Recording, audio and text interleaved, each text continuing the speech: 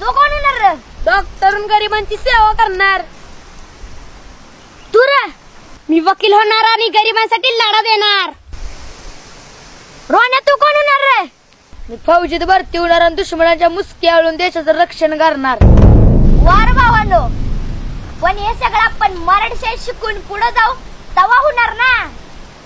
वाडीतली मोठी माणसं आपल्याला साथ देण्यात आली ती. आता आपला लढा आपल्यालाच लढवला पाहिजे. पण लका गाण्या, आपण बारकी पोरं, आपण करणार तरी काय? भावा, आपण उंचीनं बारका असलो का नाही तरी बुद्धीनं काय मोठंच राहायचं. आपली मराठी शाळा म्हणजे नुसती शाळा नाही, तर आपल्या मराठी भाषेचा पाय आहे. आणि आपल्या माय मराठीचा पाय आपण खचून नाही द्यायचा. अरे आपल्या मराठी शाळेने लय जणांनी मोठं केलं, पण आता आपल्या शाळेलाच मोठं करायची वेळ आली. आपण आजपर्यंत वया, पुस्तक, कपडे याच्यासाठी हात धरला, पण आपण आता आपल्या ज्ञान मंदिरासाठी हात धरायचा. वाडीतल्या माणसांनी दाखल्यासाठी केलेला अर्ज माग्याला भाग पाडायचं.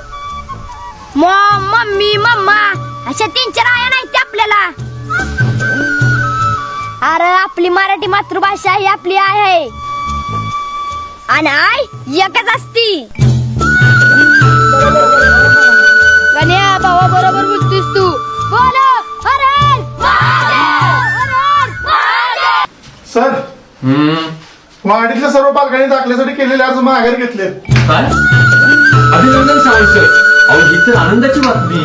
म्हणजे आपल्या गावातील पालकांना मराठी शाळेचं महत्व लक्षात आलं म्हणायचं.